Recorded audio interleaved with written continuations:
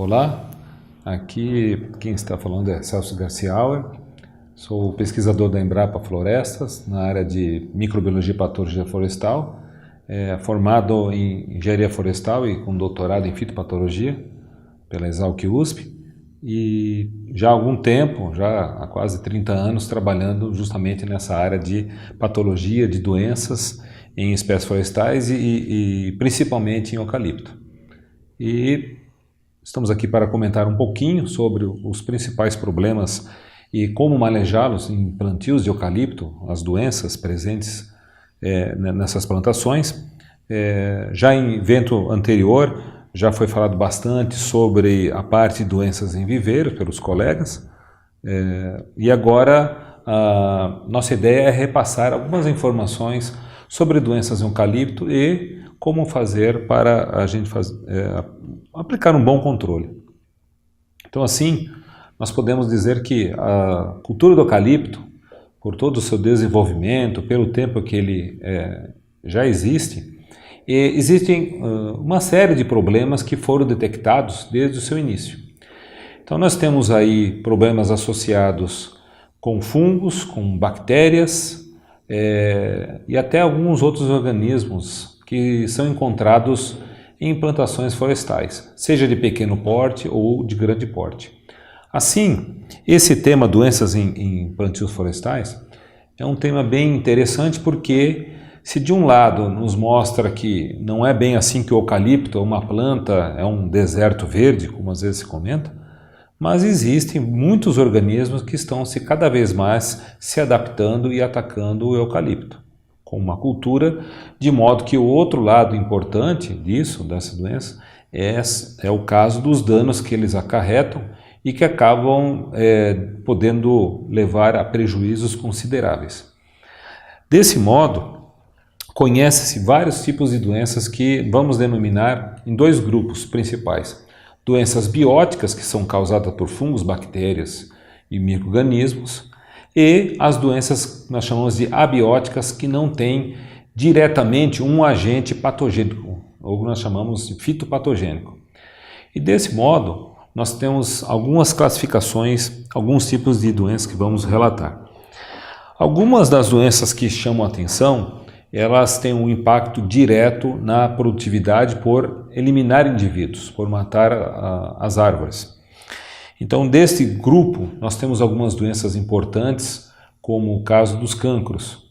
O cancro do eucalipto foi uma doença que foi registrada desde o início da eucaliptocultura no Brasil, chamou atenção tanto que ela auxiliou o desenvolvimento dessa área, da área de patologia, mas também em função do que se procurou para controlar, ela ajudou a desenvolver outras áreas, como a parte de propagação vegetativa, a parte de hibridação, para que se pudesse reunir indivíduos de resistência com materiais de alta produtividade.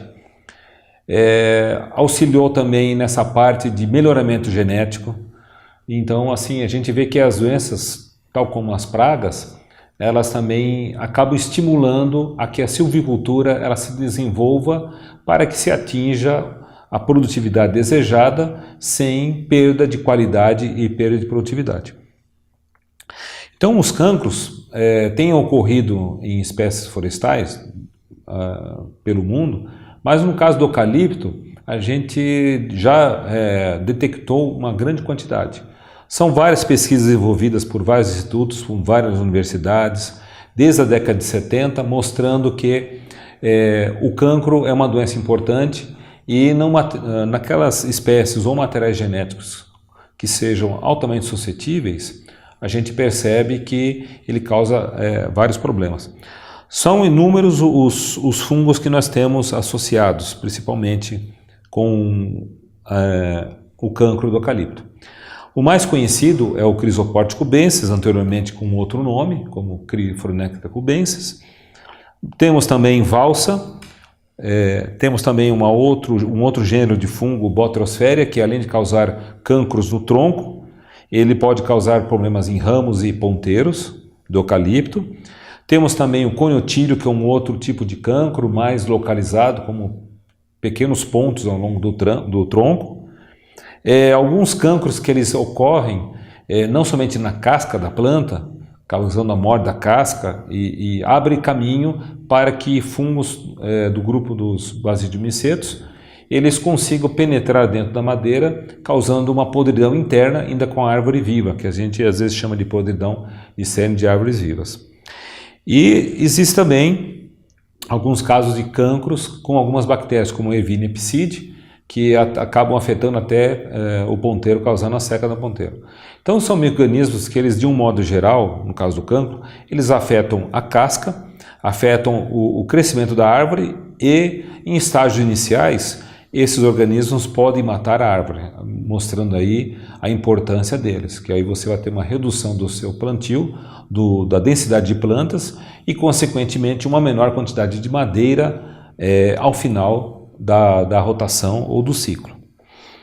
Depois dos cancros, um outro grupo de doenças que também é percebido em plantas e pode causar morte, nós chamamos de murcha vascular.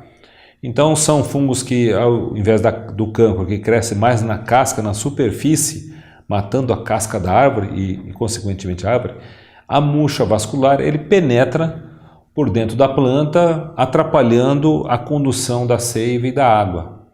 Então levando a que haja uma dificuldade da transmissão da água e das substâncias dentro da planta, levando à sua morte.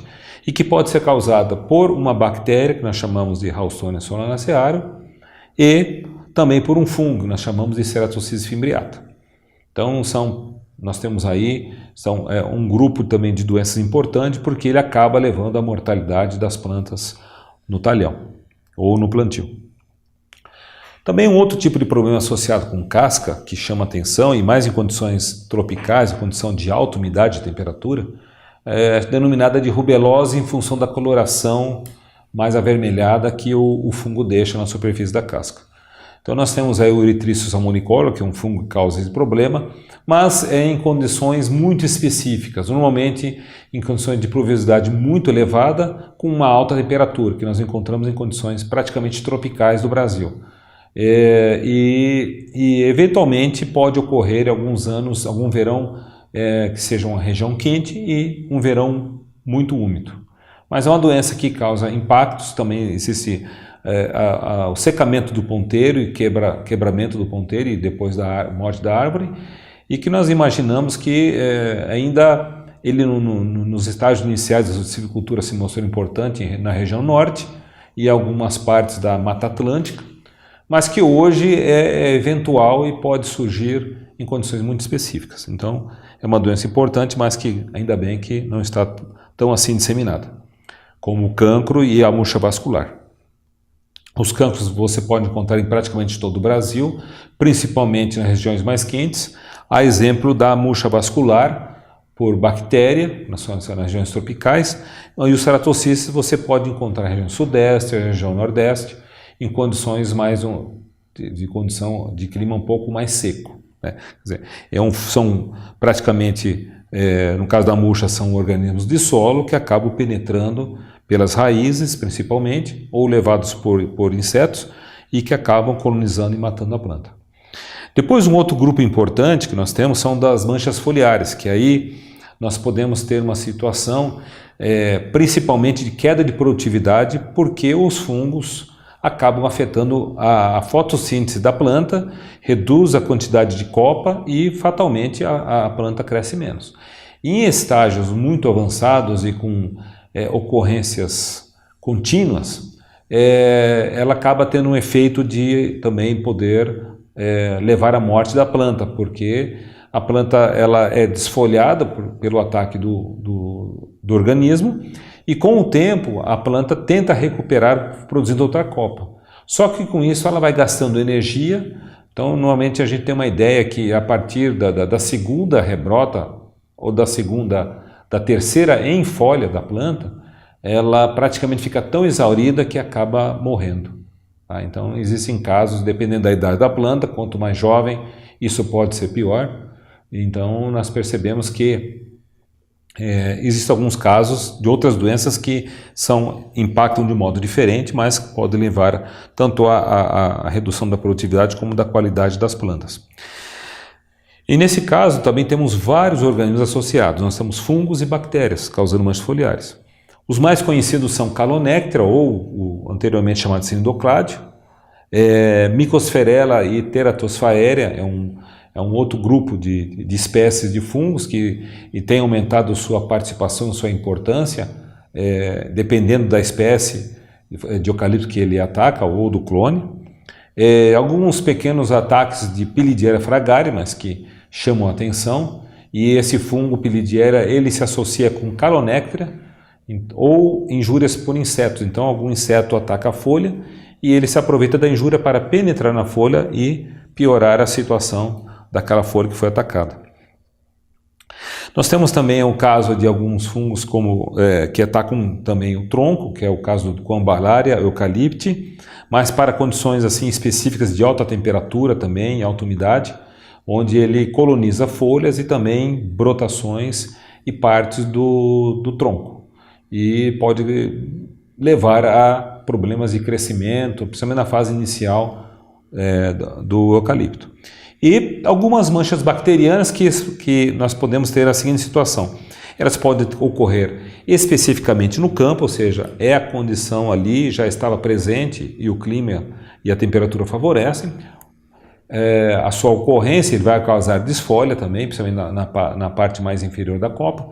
Porém, ele pode ter vindo de mudas, onde algum tipo de viveiro que estava com uma infestação dessa bactéria e de outras, elas acabam sendo levadas pelas mudas aparentemente sadias e quando você planta no campo, elas acabam sendo colonizadas por essas bactérias e vão causar impactos principalmente no primeiro ano do plantio. Tá? Então nós vemos que aí existem vários organismos, né? Se você tiver a condição de pegar o livro do professor Ferreira, de 89, foi publicado sobre patologia florestal no Brasil, e as publicações da década de 70, a gente vê que a quantidade de organismos associados com o eucalipto era bem pequena. E hoje, cada vez mais em função aí de condições climáticas, a própria expansão da silvicultura em regiões onde não havia eucalipto, a geração de novos materiais genéticos acabam favorecendo a ocorrência delas. Aí, uma doença importante, que é muito conhecida, a ferrugem, né? Não só no eucalipto, mas praticamente todas as outras mirtáceas, e para quem tem plantação de goiaba conhece a ferrugem, né? Normalmente ele ocorre em goiabeiras, afetando principalmente os frutos, que são a parte mais importante, e no caso do eucalipto, o principal ataque é também na folha. Então, como está algumas manchas foliares, você vai ter uma redução na produtividade. Existem alguns estudos publicados em alguns materiais de genética eucalipto, onde detectou-se que a ocorrência do eucalipto com ferrugem pode haver uma redução da produtividade de até 30% na produção de madeira em função da severidade da ferrugem. Então, acaba sendo uma doença importante e que ela leva a uma certa preocupação em função que existem áreas no Brasil onde ela é altamente favorável em função do clima que existe naquela região. Bom, aproveitando, falando sobre todas essas doenças, a gente faz um relato, mas o que mais chama a atenção e a preocupação é que você tenha uma condição específica de conhecimento, alguma coisa para o controle, para o seu manejo.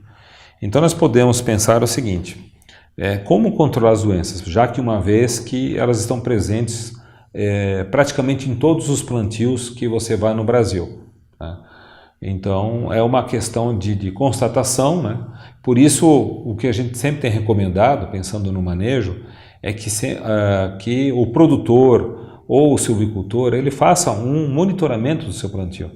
Isso já é recomendado tanto para a parte de pragas, né, quando a gente pensa em outros tipos de insetos, ou mesmo para incêndios, mas é importante também que haja um olhar mais assim apurado quando se detecta algum tipo de sintoma diferente do que seja um ataque, por exemplo, de formiga ou um ataque de algum tipo de inseto se alimentando das folhas do eucalipto. Então, nós recomendamos que os produtores eles façam esse monitoramento constante, quer dizer, uma visita aos plantios, não é somente plantar, as grandes empresas têm setores especializados para esse monitoramento, existem empresas que já estão trabalhando com vários aspectos, com visita a campo, visita com carro, até com drones, então já existe tecnologia para se começar a acompanhar alguma dessas doenças.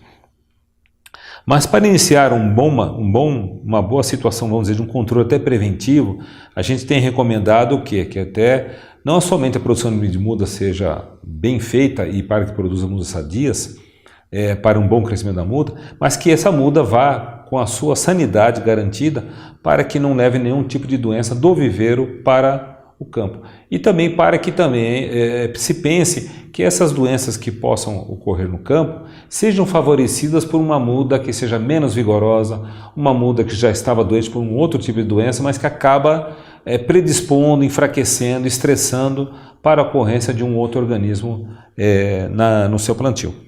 Então, mudas sadias e bem formadas é o primeiro passo para que você tenha uma boa floresta e com sanidade. Então esse monitoramento é importante, é recomendado que haja algum tipo de conhecimento do produtor, pelo menos alguma leitura de algum material técnico, ou mesmo que algum curso, de repente alguns cursos rápidos sobre patologia florestal, sobre doenças, né?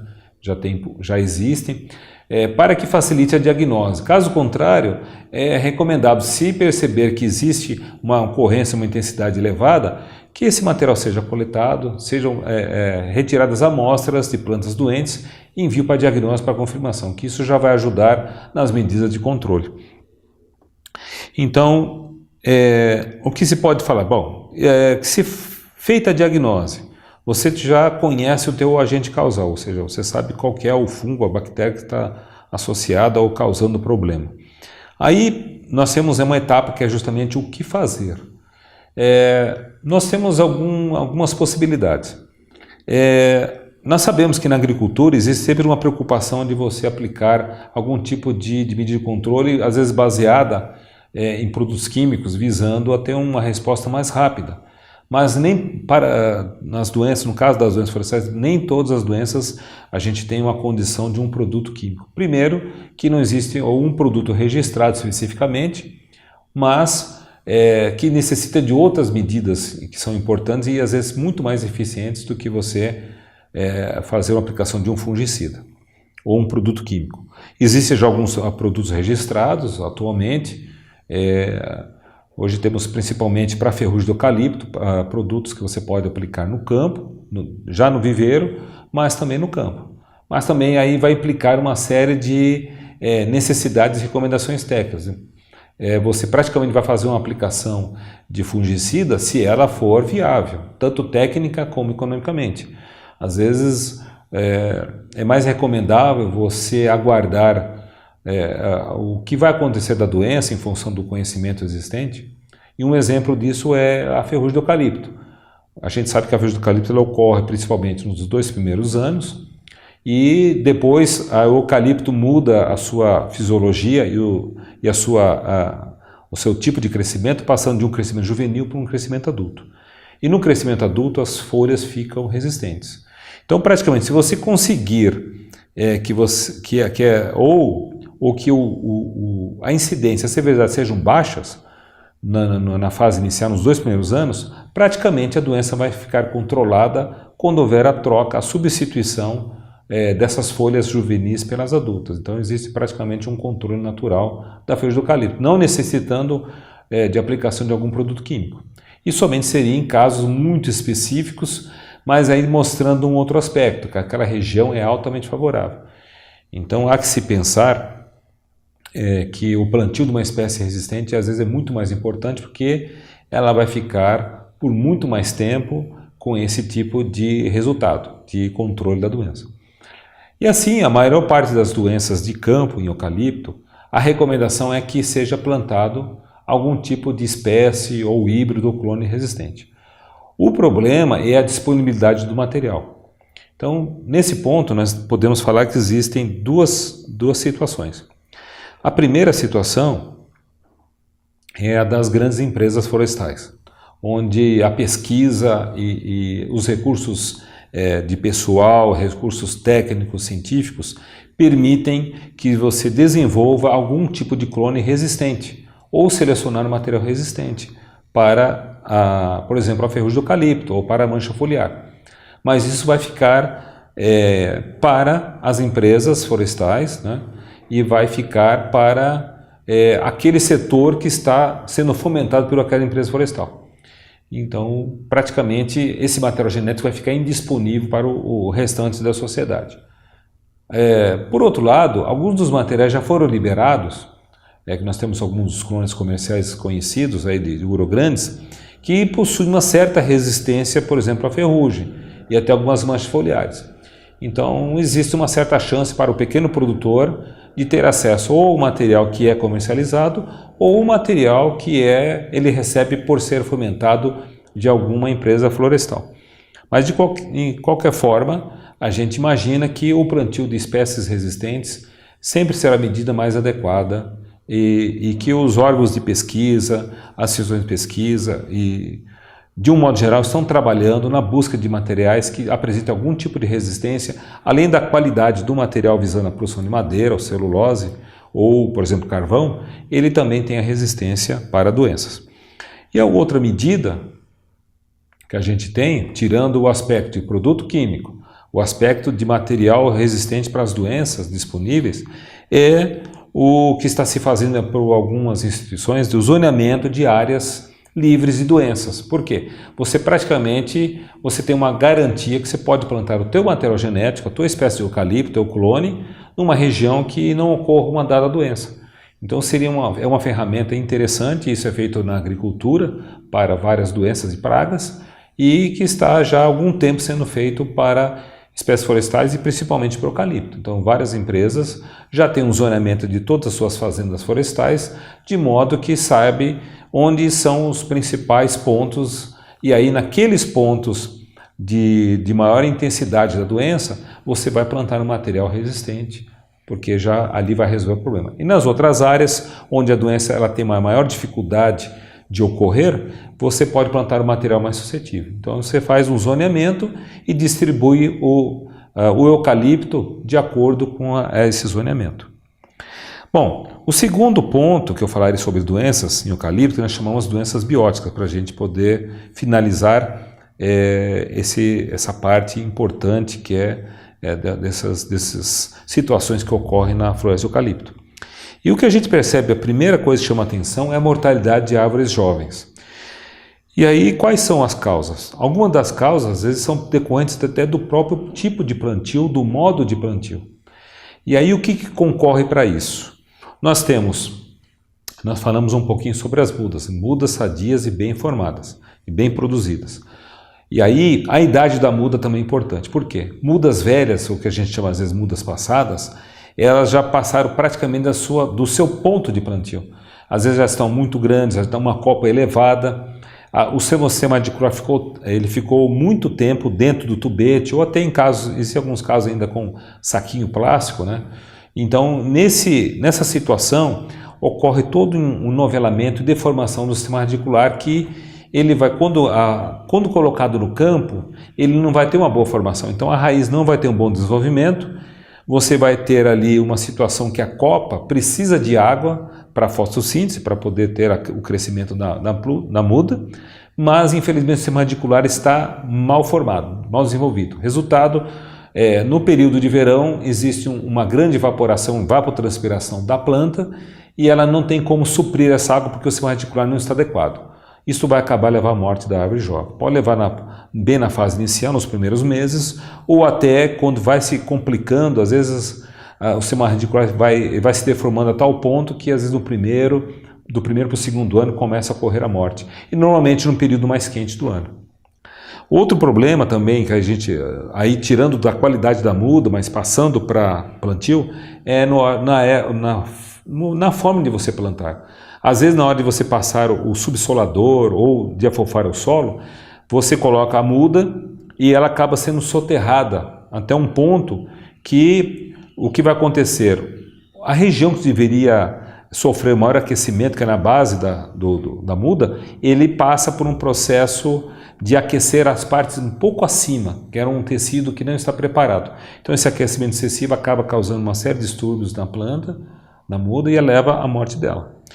E aí nós vamos ter essas mortalidades, e às vezes normalmente ela vai ao primeiro, existem casos até o terceiro ano, você tem mortes de plantas que estavam noveladas.